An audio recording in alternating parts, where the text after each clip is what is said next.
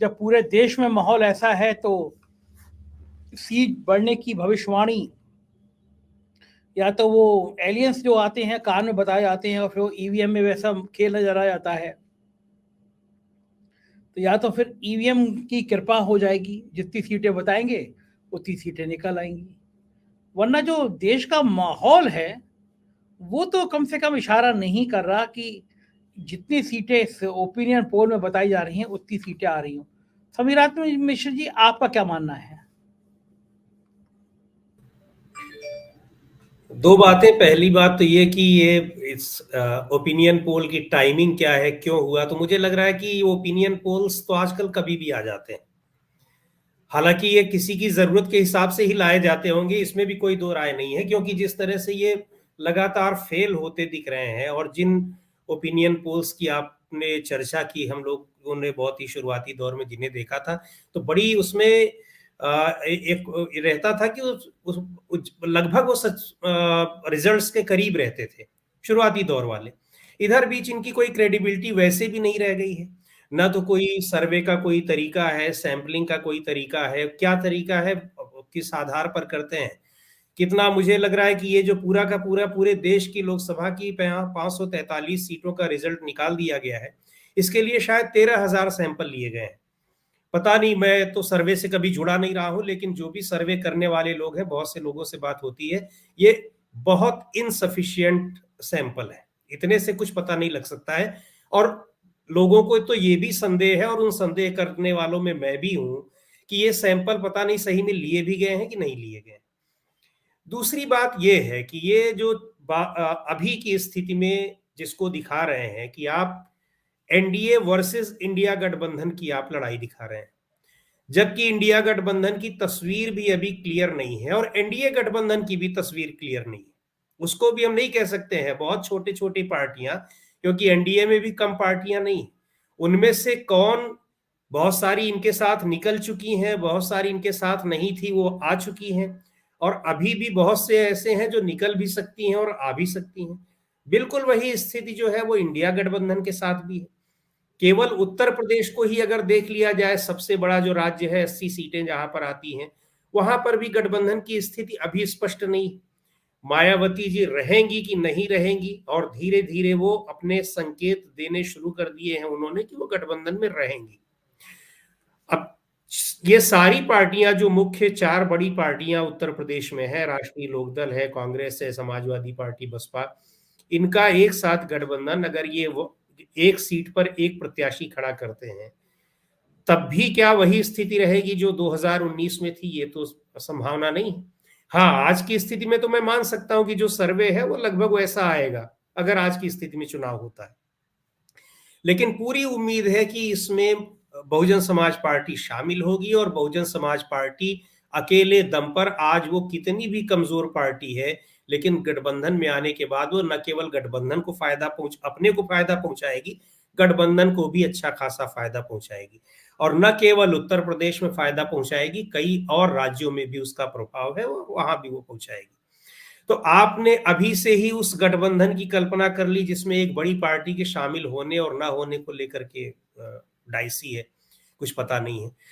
दूसरी बात यह है कि जो बहुत सी चीजें ऐसी हैं उसमें, जो वोट परसेंटेज आप देखें, मतलब खासतौर पर मैंने उत्तर प्रदेश का और कर्नाटक का देखा।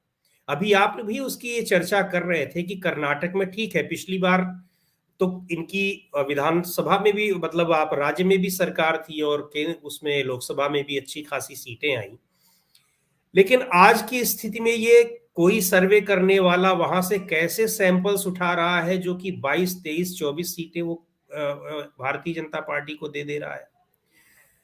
ये बड़ी असंभव सी बात है आज की स्थिति में। जैसे मैं उत्तर प्रदेश में आज की स्थिति में क्या बात कर रहा हूं कि आज की स्थिति में अगर ये गठबंधन की पिक्चर क्लियर नहीं है, इस स्थिति में चुनाव होता है, तो 70-75 सीट भाजपा जीत जाए, उसमें कोई, या एनडीए गठबंधन, कोई बहुत आश्चर्य की बात नहीं। उसी तरीके से आज की स्थिति में अगर कर्नाटक में चुनाव हो जाता है तो बीजेपी इतनी सीटें पा जाती है, ये अपने आप में बड़ी आश्चर्य की बात होगी। जिस तरीके से चुनाव में सारे के सारे, जो जिनको हम चुनावी एजेंडे नहीं कहेंगे, हथकंडे कहेंगे, वो फेल हो गए विधानसभा चुनाव में। और ने जिस तरीके की लड़ाई विधानसभा में रही है, जो अभी 3-4 राज्यों के चुनाव हुए हैं, क्या उनमें क्लीन स्वीप की स्थिति अभी भी बनी हुई है? और एक बात ये भी कर लें कि अगर वो बनी भी है, एक बार मैं इन 4 मध्य प्रदेश, राजस्थान, छत्तीसगढ़ इनकी बात कर भी लूं कि सर्वे की है, क्या पश्चिम बंगाल में भी 18-20 सीटें पाने की स्थिति में भारतीय जनता पार्टी अभी भी है? तो कुल मिलाकर के ये सर्वे बिल्कुल वही है कि एक माहौल बनाने की कोशिश कि बीजेपी जो बीजेपी के नेता लोग, खासतौर से जो पार्टी के नेता, विशेष तौर पर अमित शाह जी हैं, स्ट्रेटजिस्ट जिनको कहा जाता है, उन्होंने घोषणा कर दी कि पिछली बार से ज्यादा सीटें पाएंगे, तो उस चीज को एक तरह से उसको जस्टिफाई करने की कोशिश ऐसे सर्वेस के जरिए हो रही है। एक चीज आपको और बताऊं, इनका मनोवैज्ञानिक प्रभाव मतदाताओं पे ही नहीं पड़ता है, बहुत सारे बौद्धिक वर्ग के लोगों में भी पड़ता है। जब पश्चिम बंगाल के चुनाव हो रहे थे, उस समय मैं लखनऊ में था, और चूंकि मेरी जो अपनी जानकारी थी, बहुत सारे जिन पश्चिम बंगाल में रिपोर्टिंग करने के लिए लोग जो गए हुए थे, दिल्ली से गए हुए थे या वहां भी थे, तो उनमें कोई नहीं मुझे बता रहा था, जिनको मैं सीरियस रिपोर्टर समझता हूं और जिनको जानता हूं कि वो अच्छी इंफॉर्मेशन उनके पास है और वो कई जगहों पे गए हैं, उनमें कोई मुझे नहीं ये बता रहा था कि बीजेपी फाइट में भी है। और यहां न केवल हम सर्वे में उसको जीतता हुआ दिखाया देख रहे थे, बल्कि सारे जितने भी टेलीविजन चैनल्स पर और लोगों की जो एनालिसिस थी, उन लोगों के जरिए भी हम यही सुन रहे थे। फिर मैंने खुद भी कुछ लोगों से बात की उस तरह के चैनल पे, उन लोगों ने भी ये कह दिया कि हाँ, जीत रही है।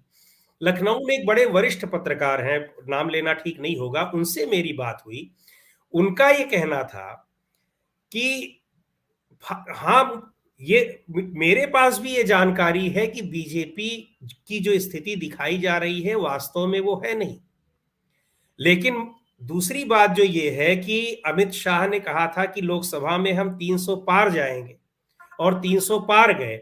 उत्तर प्रदेश में उन्होंने कहा हम इतनी सीट जीतेंगे, इतनी जीते। तो मैं उसी से हैरान हूं कि उन्होंने पश्चिम बंगाल में भी कहा है कि हम इतनी सीट जीतेंगे, तो मुझको लग रहा है कि कहीं इसके पीछे क्या कारण। तो यानी ये जो माहौल बनाने की कोशिश होती है, उससे बहुत सारे लोग प्रभावित हो जाते हैं। और ये भी है कि मान लीजिए किन्हीं कारणों से, केवल लोगों के वोट देने से ही नहीं, अन्य भी कारण बहुत सारे जो इन्वॉल्व होते हैं, जो बहुत से आरोप भी लगते हैं, अगर उनकी वजह से आ जाए, तो कहने के लिए, उसको जस्टिफाई करने के लिए भी रहेगा कि देखिए, केवल जीते ही नहीं, पिछले सारे सर्वे भी यही बता रहे थे कि हम आ गए हैं। जैसे मध्य प्रदेश में, छत्तीसगढ़ में, जितने लोग वहां पर ग्राउंड पर रिपोर्टिंग करने गए होंगे, एकाध जो बहुत ही बीजेपी के एक तरीके से वो प्रशंसक इस लेवल पर है कि बीजेपी के, समझ लीजिए कि वो स्पोक्स पर्सन है, उनको छोड़ करके कोई ये नहीं कह रहा था। इवन बीजेपी के कई नेता जिनसे निजी बातचीत होती है, वो भी कोई आश्वस्त नहीं थे कि वहां पर किसी भी तरीके से सरकार बनने की स्थिति। अरविंद सर बैठे हुए हैं, अभी इस चीज को बताएंगे कि क्या किसी के नॉलेज में कोई ऐसा गंभीर पत्रकार है, गंभीर रिपोर्टर है, जिसने कहा हो कि उत्तर, खास तौर से मैं मध्य प्रदेश की बात कर रहा हूं, छत्तीसगढ़ के बारे में यद्यपि ये कहा माना जा रहा था कि वहां कांग्रेस रिपीट करेगी, लेकिन कुछ एक गंभीर पत्रकार जिनको मैं समझता हूं कि वो निष्पक्ष होकर के बात करते हैं, उन लोगों ने आशंका जताई थी कि बहुत मुश्किल है। लेकिन मध्य प्रदेश के बारे में मुझे, या तो हो सकता है कि मैंने उन्हीं लोगों से बात की जो इस तरह का कह रहे थे, लेकिन उनमें से कोई भी ऐसा नहीं था जिसने वहां पर बात की हो। लेकिन जैसे ही सर्वे आया तो मैंने देखा कि 160-165 सीट आ रही है सर्वे की। हम तो हैरान रह गए। उस दिन एक मित्र के साथ हम बैठे हुए थे, तो वो भी कहने लगे कि अगर ऐसा हुआ है तो क्यों हुआ होगा। तो भाई, अब ऐसा हुआ है तो अब उसके पीछे क्या, तो उसको जस्टिफाई करने के लिए कि हाँ, लहर चल रही थी, माहौल चल रहा था, बहुत से लोग देख नहीं पा रहे थे, वो अपने आप जस्टिफाई हो जाएगा। तो एन केन प्रकारेण भी अगर जीत जाती है तो उसको जस्टिफाई करने का काम, एक तो इधर चुनाव से पहले माहौल बनाने का काम कर रहे हैं ये सर्वे, और अभी कई सारे सर्वे आएंगे। अभी देखिएगा, 15 दिन पहले का, चुनाव के 2 महीने पहले का, चुनाव के 1 महीने पहले का क्या मूड है, इस शीर्षक के साथ बहुत सारे सर्वे आएंगे। तो चुनाव से पहले ये माहौल बनाने का काम करेंगे और चुनाव के बाद जो है वो रिजल्ट को जस्टिफाई करने का काम करेंगे।